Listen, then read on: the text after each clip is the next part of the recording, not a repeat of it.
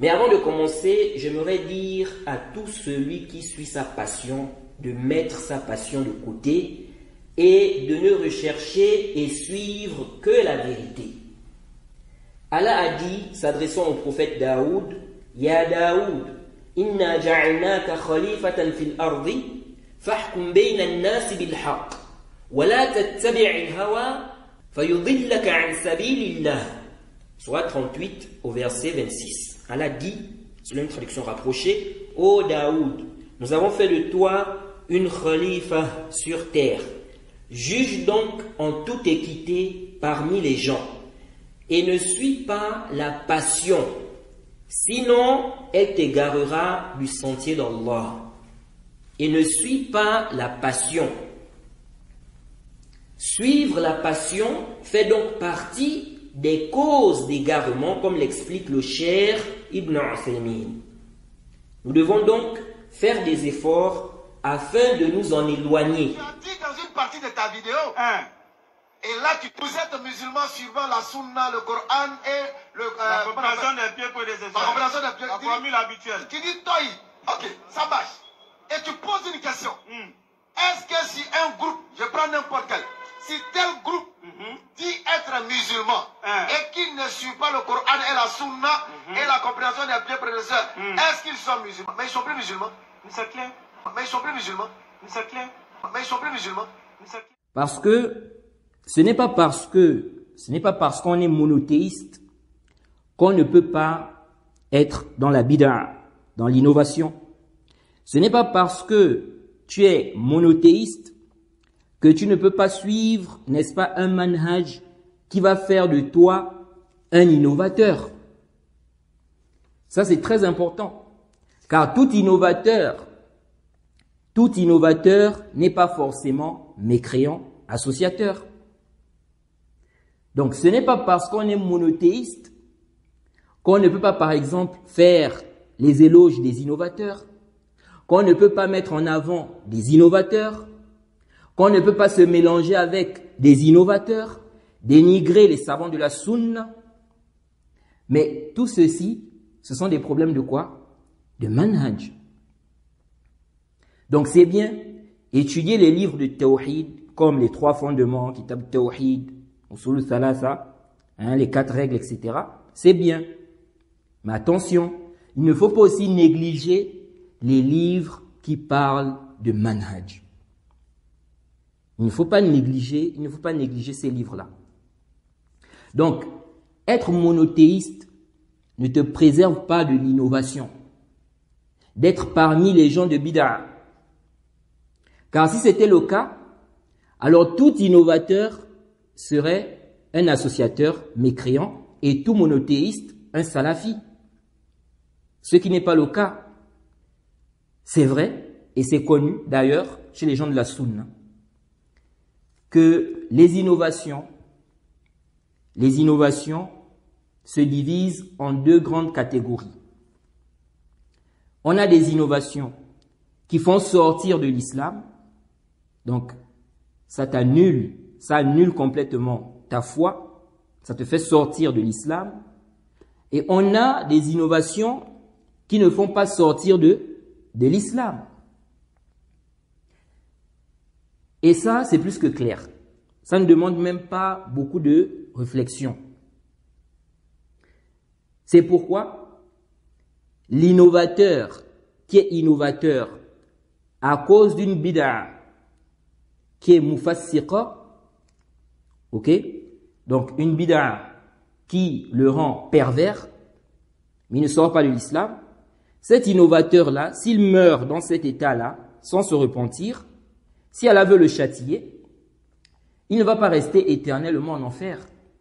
À cause de quoi? À cause de son tawhid. Souvent le Coran lui-même, est-ce qu'il y a en cela des preuves pour dire que l'appellation est un gage de salut? Est-ce que dans le Coran, Allah il a fait en sorte que le fait de prendre un nom soit un gage de salut? Ou est-ce que dans la hadith de Nabi alayhi salam, le prophète il a enseigné que le fait de prendre un nom est un gage de salut? C'est ça la question. Est-ce que le fait de se faire appeler Tidjani fait de toi une personne sauvée? Est-ce que le fait de te faire appeler Salafi fait de toi une personne sauvée? Est-ce que le fait de te faire appeler Sunni, Wahhabite, Et en samedi, tous ces groupes qui se sont créés là, est-ce que le fait de prendre ce nom, le fait de toi une personne sauvée? Question. Allah dit dans le Coran, Inna lezina amanu la surat de Yunus, je crois au verset 9, surat 10, verset 9. Non. Inna lezina amanu wa amilu salihat yahdihim rabbuhum bi asma'ihim. Est-ce qu'Allah il a dit bi asma'ihim? Il dit bi imanihim. Ceux qui ont cru et qui ont fait de bonnes actions, Allah les guidera à cause de leur foi. La foi contient tout ce que nous avons dit, le fait de suivre le prophète, le fait de suivre le Coran et la Sunna. Et c'est de ça qu'il s'agit. Allah les guidera dans les sentiers du paradis et autres, bi-imanihim, pas bi-asma'ihim, pas par le nom qu'ils ont pris, mais par quoi? Par leur foi. Et c'est à ça que nous vous appelons. Le nom n'est pas un gage de salut, chers frères et sœurs. Le nom n'est pas un gage de salut, chers frères et sœurs. Le nom n'est pas un gage de salut, chers frères et sœurs. Tous ces paroles qu'il est en train de faire là, c'est paroles de noms.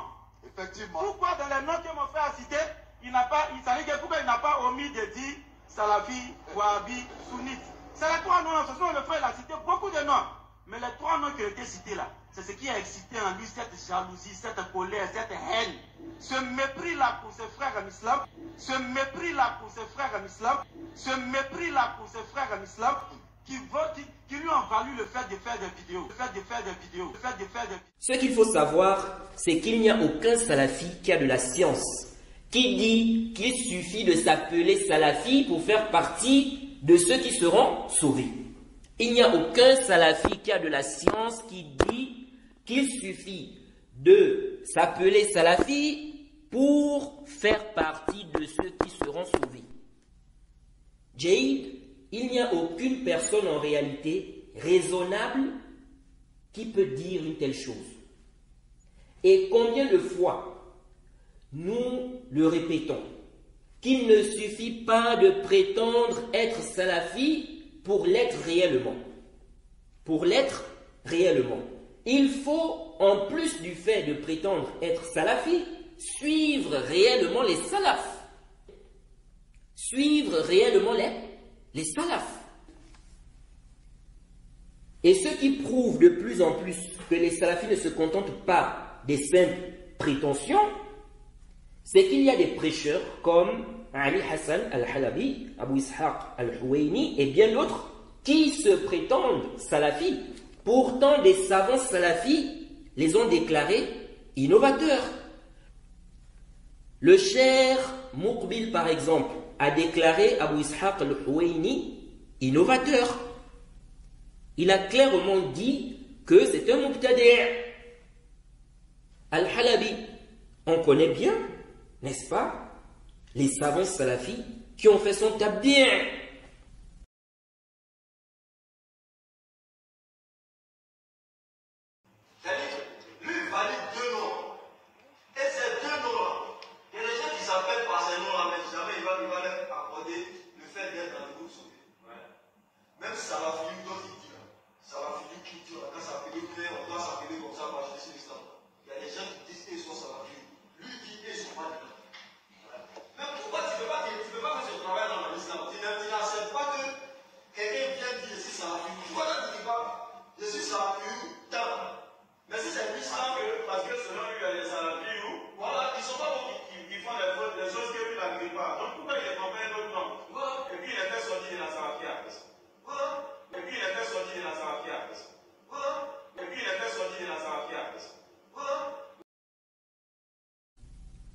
Donc, il ne suffit pas de prétendre être salafi. Maintenant, il veut utiliser une chose raisonnable, mais pour arriver à une fausseté. La chose raisonnable, c'est de dire, il ne suffit pas de s'appeler salafi. C'est vrai. Mais le faux qui est derrière, c'est quoi? C'est de rejeter l'appellation salafi. C'est de rejeter l'appellation salafi. Or, ceci est une fausseté. Oui, il ne suffit pas de se revendiquer salafi. Il faut suivre les salafs. Mais, il ne faut pas aussi rejeter le fait de se dire salafi, car c'est légitime. Et on avait déjà montré les preuves claires que se dire salafi est tout à fait légitime. C'est permis. La question concernant ce hadith-là, elle est une seule. Non. Est-ce que Allah subhanahu wa ta'ala a nommé un groupe dans ce hadith? Voilà la question. Non. Voilà la seule question qui soutient. Et la question qui plane sur tout. Est-ce que Allah a nommé, c'est le mot, a nommé un groupe dans ce hadith? C'est ce que nous on a dit. C'est pas ce qu'on t'a demandé. Est-ce que Allah il a nommé un groupe dans le hadith? Question. Ça fait 23 minutes. Tu n'as pas été capable de donner la partie où Allah a nommé un groupe dans le hadith. Nous avons dit que le groupe c'est le groupe des musulmans. Non. Et le musulman qui suit le Coran et la Sunna, parce qu'il ne peut pas avoir des musulmans selon la définition des musulmans, qui ne suit pas le Coran et qui ne suit pas la Sunna de Nabi alayhi salatu wa salam. Le hadith il est clair, le hadith sur le groupe. 73 groupes de musulmans. Et parmi ces 73 groupes, il y a 72 qui vont faire ce qu'Allah n'a pas dit. Non. Ils seront en enfer. Et il y a un seul groupe qui va faire ce qu'Allah a dit qu'il ira au paradis. Quel est donc ce groupe? Est-ce que le prophète alayhi salatu wa salam, il a nommé un groupe? Est-ce qu'il a dit ce groupe va s'appeler Tain? Est-ce qu'il a dit ce groupe doit s'appeler Tain? Jamais de la vie. Jamais. Ça n'existe ni dans le Coran, ni dans aucun hadith. Si quelqu'un vient vous le dire, demandez-lui de vous sortir la preuve. Clair. Ne regardez pas ce c'est un docteur ou bien c'est un... Non. Faut pas, ils vont vous tromper. C'est clair. Le prophète alayhi salatu wa salam n'a nommé, je dis bien nommé, aucun groupe comme étant un groupe qui sera sauvé. Et ça, c'est un défi à l'humanité tout entière. Et ça, c'est un défi à l'humanité tout entière. Et ça, c'est un défi à l'humanité tout entière. Mais il a plutôt donné des caractéristiques, c'est ce que nous disons tout le temps. Non. Soyez des musulmans du Coran et de la Sunna. Soyez des musulmans qui suivent le Coran et qui suivent Nabi alayhi salatu wa salam, pas en pan. Chers frères et sœurs en islam, écoutez bien ce que nous disons. Bismillah. Dans le hadith en question, le prophète alayhi salatu wa salam n'a nommé aucun groupe. Mais il a plutôt donné des caractéristiques. Et dans ces caractéristiques, il n'y a aucune nomination qui prévoit. Soyez des musulmans qui suivent ce sur quoi le prophète était, ainsi que ce sur quoi les compagnons étaient. Il n'y a pas quelque chose à ajouter.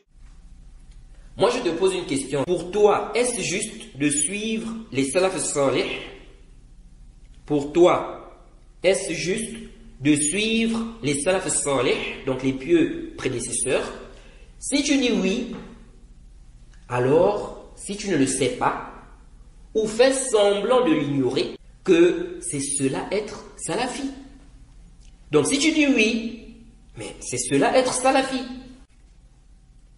Suivre le Coran et la Sunna à la compréhension des pieux prédécesseurs, les compagnons, leurs élèves et ceux qui les ont suivis. C'est ça être salafi. Suivre le Coran et la Sunna, n'est-ce pas? Comprendre le Coran et la Sunna comme les pieux prédécesseurs ont compris. C'est ça être salafi. Les salafis ne sont pas dans une secte. Ce sont eux qui sont sur la vérité.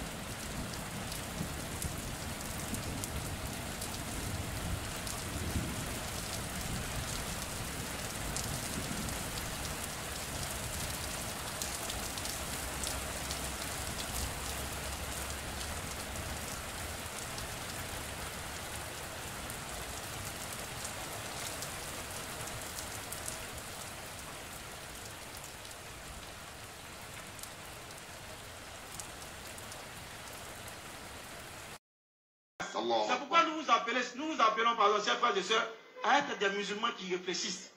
On vous a trop trompé, on vous a trop blagué. Effectivement. Réfléchissez, lisez les Écritures. Effectivement. Réfléchissez, lisez les Écritures. Effectivement. Réfléchissez, lisez les Écritures.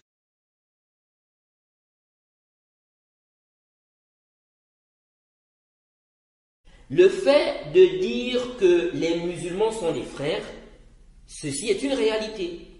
Mais où sont les textes où le prophète met en garde contre les Khawarij, contre ceux qui suivent ce qui est ambigu, ce qui est équivoque, comme c'est venu dans le Sahih Muslim, le hadith de Aïcha. Où est le texte où le prophète recommande aux compagnons de boycotter Ka'b ibn Malik pendant plus d'un mois?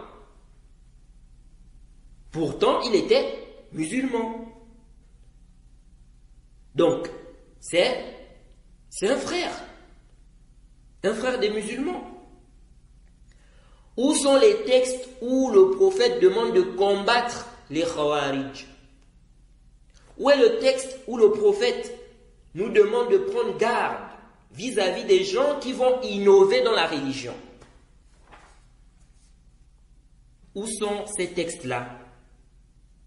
Les Ikhwan mettent ces textes-là où? Et la voix des salafs sur le boycott, on met ça où? Tout ceci nous montre que les textes où Allah dit les croyants sont des frères, ou les textes où le prophète dit le musulman est le frère du musulman, ces textes-là ne suffisent pas. Il faut ajouter à cela les autres textes où on voit aussi, n'est-ce pas, qu'il faut s'écarter des innovateurs, qu'il faut boycotter parfois son frère, si la situation implique cela. Il faut ajouter à cela la compréhension des salafs. Donc, il ne suffit pas de dire les musulmans sont des frères. On prend, n'est-ce pas, certains textes et on laisse les autres. Non, on doit travailler avec tous les textes. Et c'est ce que les salafis font en réalité. C'est ce que les salafis font. Soyez des musulmans qui croient, des musulmans qui font des bonnes actions conformément à ce à quoi le prophète alayhi salatu wa salam l'a fait et conformément à ce à quoi les compagnons l'ont fait. Pas le fait de suivre un groupe parce qu'ils se disent comme étant le groupe sauvé. Ce n'est pas le prophète qui les a dit étant sauvés, c'est eux-mêmes. C'est eux-mêmes. C'est eux-mêmes. Là, tout ça pour tout ça comme. Le Coran lui a dit, ne vantez pas votre pureté. Qui vous a dit que vous êtes sauvés? Qui vous a dit que vous êtes sauvés? Qui vous a dit que vous êtes sauvés? Les salafis se basent sur quoi? Les salafis disent-ils seulement comme ça qu'ils sont le groupe sauvé, ou ils se basent sur des preuves du Coran et de la Sunna? Tu fais croire qu'ils n'ont pas d'argument en dehors de la simple prétention. Donc c'est juste une prétention. C'est le groupe sauvé. Sachant que le prophète a parlé des groupes, des sectes.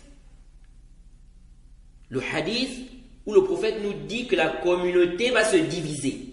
Vous connaissez ce hadith? Mais dans ce hadith, le prophète a dit quoi? Il a dit que tous ces groupes-là vont aller en enfer, sauf un groupe. Qui est ce groupe-là? C'est évident. Il s'agit ici de ceux qui vont suivre, n'est-ce pas, la voie des pieux prédécesseurs. Donc, des compagnons du prophète, leurs élèves et ceux qui les ont suivis. Et oui, les compagnons du prophète ont été guidés. Ceux qui les ont suivis, ils vont être égarés? Non. Et ceux qui ont suivi ceux-là, ils vont être égarés? Non. C'est évident. C'est évident. Ça, c'est clair. On n'a même pas besoin d'aller, n'est-ce pas, de gauche à droite. Maintenant, on l'avait déjà expliqué. Lorsqu'on dit que tous ces groupes-là vont aller en enfer, sauf, n'est-ce pas, ceux qui vont suivre les pieux prédécesseurs, ceux qui seront sur la voie des pieux prédécesseurs, en commençant par les compagnons. Lorsqu'on dit cela, ça ne veut pas dire que tout celui qui meurt et qui fait partie de ces groupes-là, ces sectes-là, automatiquement il va en enfer. Non. Celui qui meurt sur le tawhid, même s'il est mort dans la bid'a, tant qu'il est mort sur le tawhid, il n'a pas associé à Allah, celui-là, il est sous la volonté d'Allah. Si Allah veut, il le châtie. S'il veut, il lui pardonne. Mais à condition qu'il meure avec le tawhid, qu'il n'a pas commis le grand shirk. De même, lorsqu'on dit que ceux qui seront sauvés sont ceux-là qui suivent la voie des pieux prédécesseurs, ça ne veut pas dire que tout celui, n'est-ce pas, qui suit les pieux prédécesseurs, dès qu'il meurt, c'est le paradis, même s'il a commis des péchés, des grands péchés. Non. Il faut comprendre les choses. Qui sont les mauvais alors? Les mauvais sont ceux qui s'écartent du Coran et de la Sunna et de la compréhension des salaf salih. Et de la compréhension des salaf salih, comme toi. Et les sectes, donc les Ikhwan, les Tablighs, les Soufis. Car bien sûr que tout le monde prétend être sur la vérité. Même les chiites.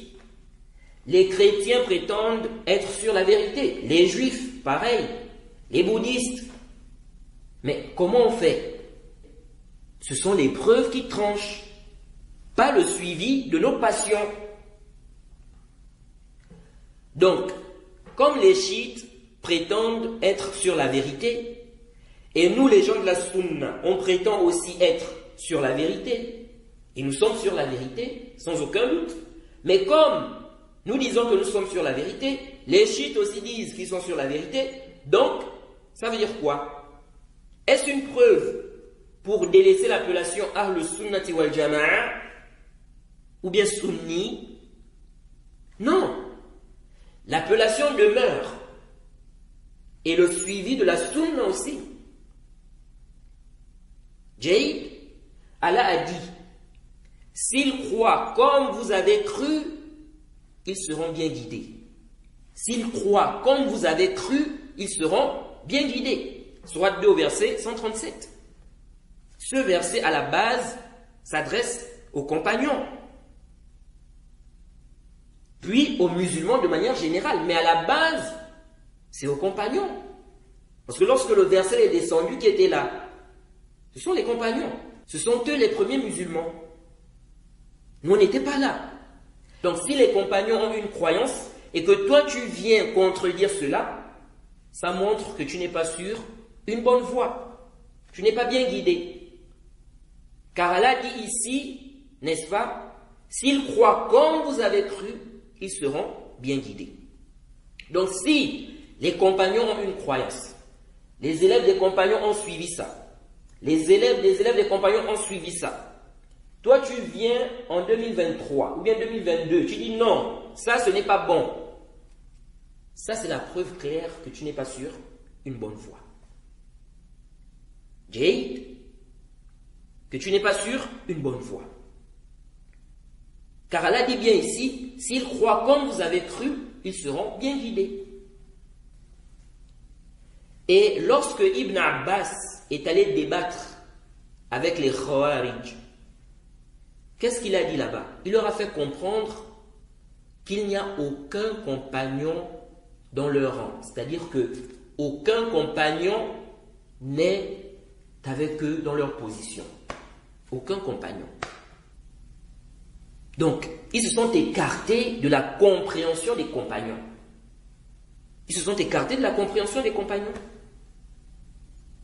Ça, c'est la preuve qu'ils ne sont pas sur une bonne voie. Ils ne sont pas sur une bonne voie. Et dans la sourate 9, au verset 100, Allah nous montre clairement là-bas que celui qui suit les salafs, n'est-ce pas, il sera bien guidé. Il sera bien guidé. Bref, on ne va pas revenir sur le fait de démontrer qu'on doit suivre les salafs. On a déjà parlé de cela plusieurs fois avec des preuves claires. Et Allah nous dit فَإِن تَنَازَعْتُمْ فِي شَيْءٍ فَرُدُّوهُ إِلَى اللَّهِ وَالرَّسُولِ. Sourate 4 au verset 59, si vous divergez sur quoi que ce soit, renvoyez cela à Allah et au messager. Donc, au Coran et à la Sunna. Donc, du moment où il y a des preuves claires, n'est-ce pas, qu'on doit suivre les salafs, c'est fini. Donc, c'est ça la vérité, c'est ce qu'il faut suivre.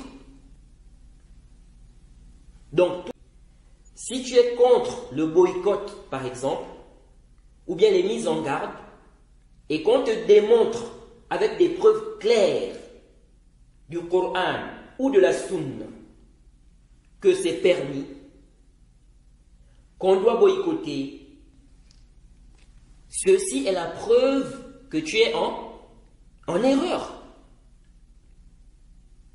Et dans le cas où on diverge sur la compréhension d'un texte, on revient à la compréhension des premiers musulmans, les pieux prédécesseurs, en commençant par les compagnons. S'ils sont unanimes, si c'est prouvé qu'ils sont unanimes sur un point, et toi tu viens contredire cela, ok, alors cela prouve que c'est toi qui es en erreur. De même, si les salafs ont divergé en 3 avis, ou bien en 3 paroles, ou 4, et que toi tu délaisses toutes les paroles des salafs pour apporter un nouvel avis qui s'oppose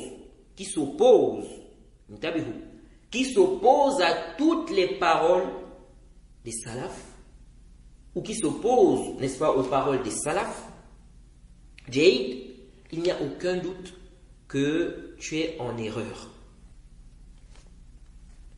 Et j'avais détaillé, pour ceux qui veulent les détails, qu'est-ce qu'on entend par le suivi des salafs?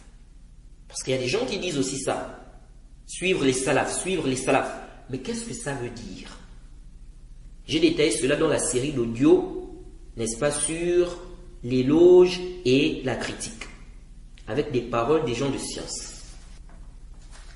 Bon, on a déjà dit qu'il ne suffit pas de se dire salafi. Il faut vraiment suivre les salafs.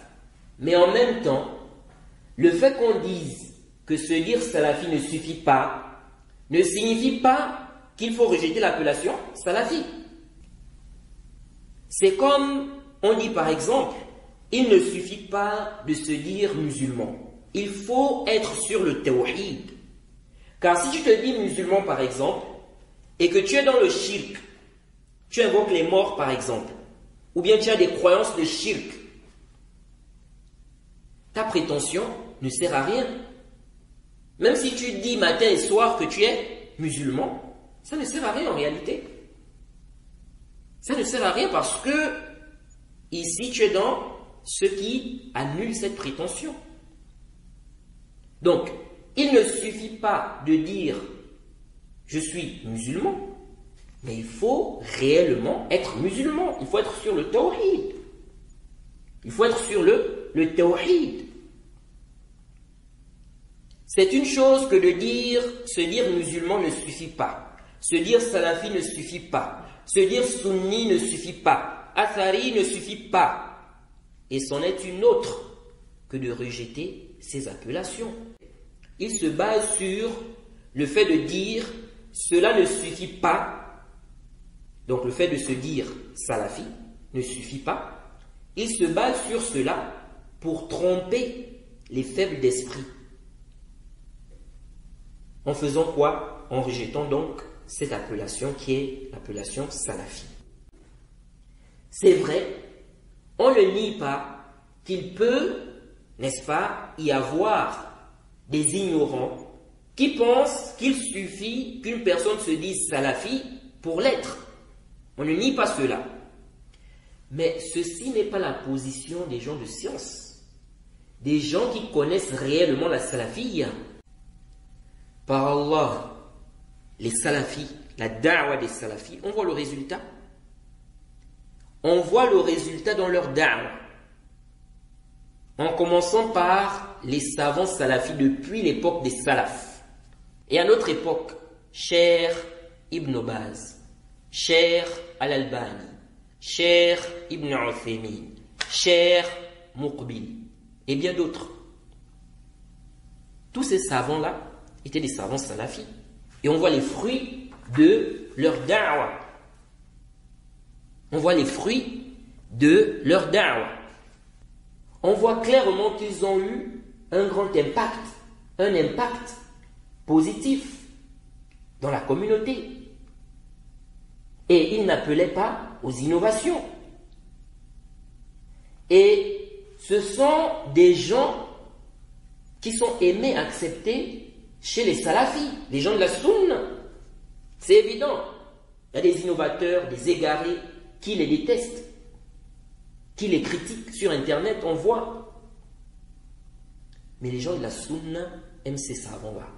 Alors, concernant cette question d'acceptation auprès des gens-là, j'ai déjà parlé de ce point-là qui, malheureusement, égare beaucoup de gens, beaucoup d'égarés. Ça égare beaucoup d'égarés. Ça égare beaucoup de gens. Au sujet des gens comme Othman, n'est-ce pas? Al-Khamis, Walad Dado, Abu Ishaq Al-Houaini, Abdul Majid du Congo, et bien d'autres, n'est-ce pas, parmi les déviants. Regarde les gens qui suivent ces gens-là. Ils sont nombreux. Ils sont nombreux.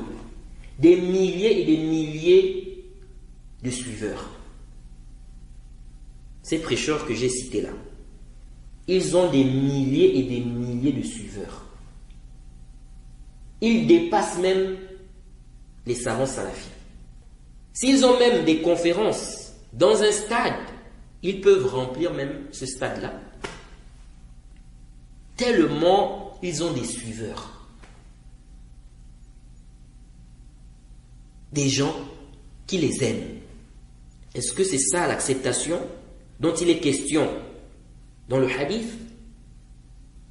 Donc, l'acceptation chez les égarés, les ignorants, qu'Allah. Et j'ai parlé de cette question, j'ai détaillé un peu cette question dans une conférence, n'est-ce pas? La conférence s'intitule « Les causes permettant aux serviteurs d'être aimés par Allah ».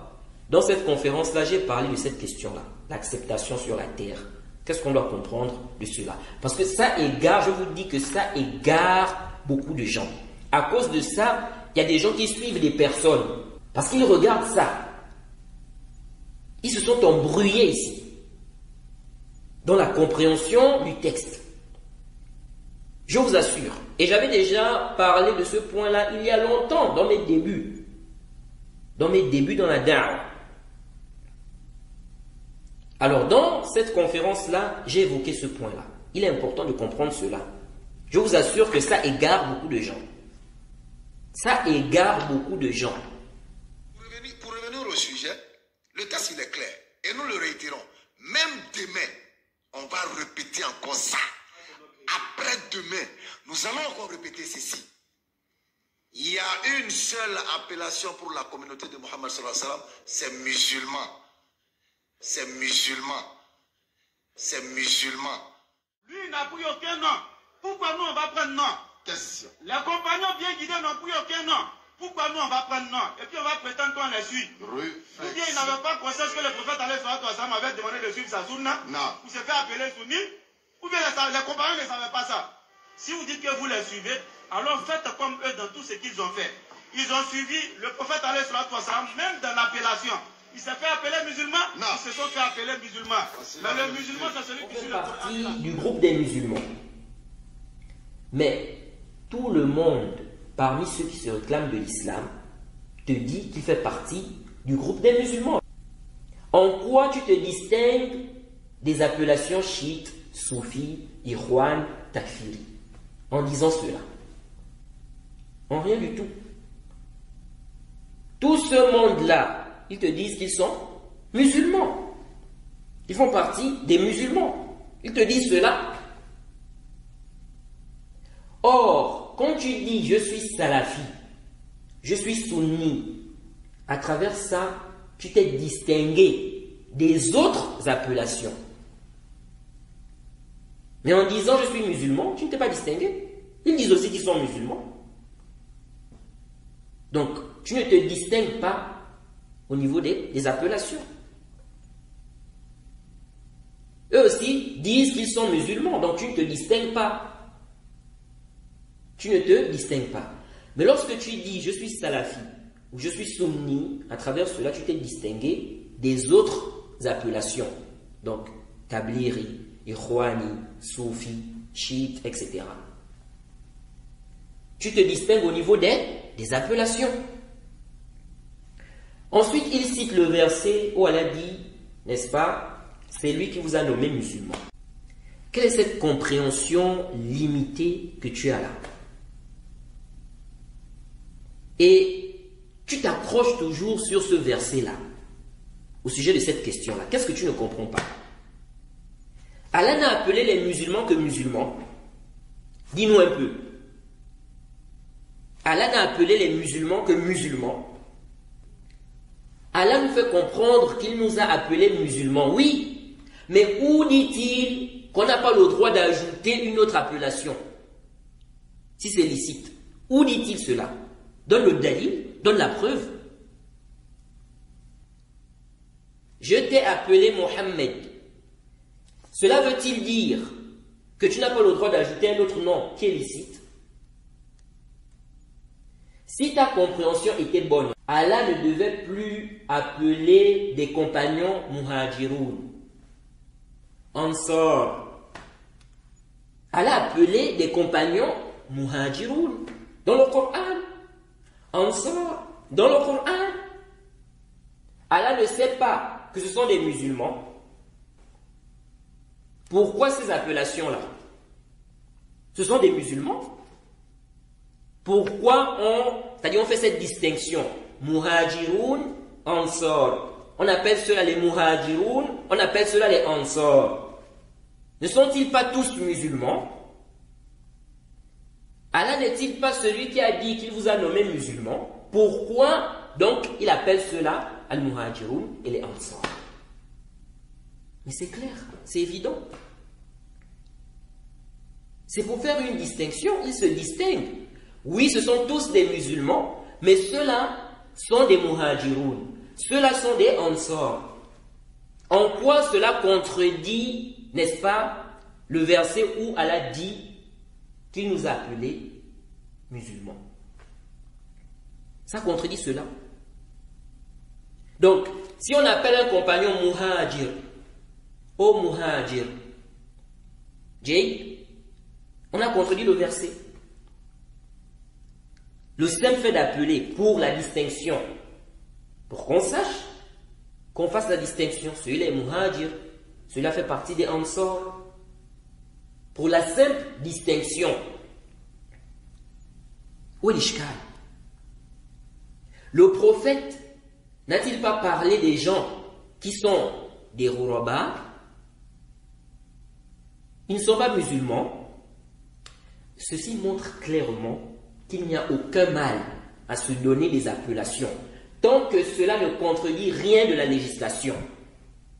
Tant que cela ne contredit rien de la législation. Écoute bien ça. Écoute très bien ce que je suis en train de dire là. Et arrête d'embrouiller les gens. Et arrête de t'embrouiller aussi toi-même. Il n'y a aucun mal à se donner des appellations tant que cela ne contredit pas la législation. Le terme salafi, en quoi ce terme-là contredit la législation? Tu peux nous détailler, tu peux nous expliquer? Si quelqu'un dit « je suis musulman français », musulman canadien, musulman ivoirien ou musulman algérien, etc., c'est interdit. Quelqu'un se nomme, par exemple, Aïssa, le musulman canadien. C'est un problème. Musulman salafi. Il y a un ishkal. Il veut dire qu'il est musulman, mais qu'il suit les salafs. Parce que tous les musulmans ne suivent pas les salafs. Il n'y a aucun mal. Sunni, Athari, Salafi, Ahl-Sunnah, tout ceci, il n'y a aucun mal. Rien n'interdit cela. Sinon, apporte la preuve qui interdit cela. Car à la base, les appellations ne sont pas, ça ne rentre pas dans le cadre des adorations à la base. Donc, apporte la preuve qui interdit. Le terme Ahl-Sunnah. Moi, je te pose une question. Le terme Ahl-Sunnah. Tu rejettes cela aussi? Donc ça aussi, on rejette ça, n'est-ce pas? Si tu dis oui, tu es vraiment dans une bêtise. Si tu dis non, alors tu as contredit ce que tu as dit. Donc on vous a appelé musulman. En réalité, c'est un faux débat, cette histoire-là. Non, on se dit salafi, on ne doit pas se dire salafi. C'est un faux débat en réalité. On ne doit même pas débattre sur ça parce que c'est clair. C'est clair. Salafi, c'est celui qui suit les salafs. Donc il suit le kitab wa sunna, la compréhension des pieux prédécesseurs, des salaf salih. Celui-là, on l'appelle salafi. Où est l'ishkal? Où est l'ishkal? Où est le problème? Qu'est-ce qui montre que c'est interdit? Tu dis, il vous a appelé musulman. Mais est-ce que celui qui te dit qu'il est salafi là, il t'a dit qu'il faut laisser l'appellation musulman? Qu'on ne doit plus dire qu'on est musulman? Il t'a dit ça pour que tu viennes avec ça. Il te fait comprendre que ça n'empêche pas, le fait qu'on soit musulman n'empêche pas d'avoir d'autres appellations qui ne contredisent en rien la législation. Afin de se distinguer, la preuve en est qu'Allah lui-même a donné des appellations autres que musulmans à des compagnons. Muhajirun, Ansar, c'est dans le Coran. Donc, il n'y a pas d'ishkal. Il n'y a pas d'ishkal. Arrête d'embrouiller les gens.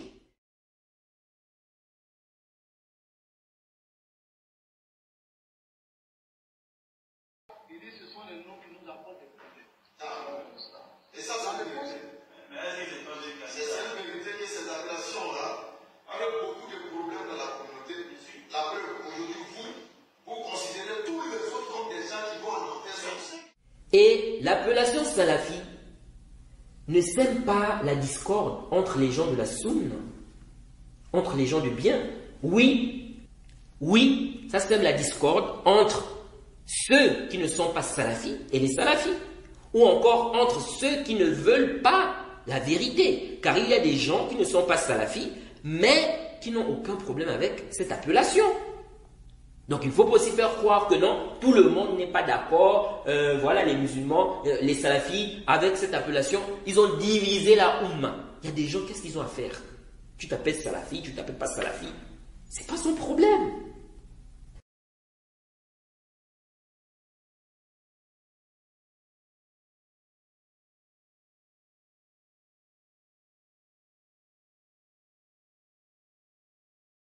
Et quiconque fait scission d'avec le messager, après que le droit chemin lui est apparu, et suit un sentier autre que celui des croyants, alors nous le laisserons comme il s'est détourné, et le brûlerons dans l'enfer. Et quelle mauvaise destination!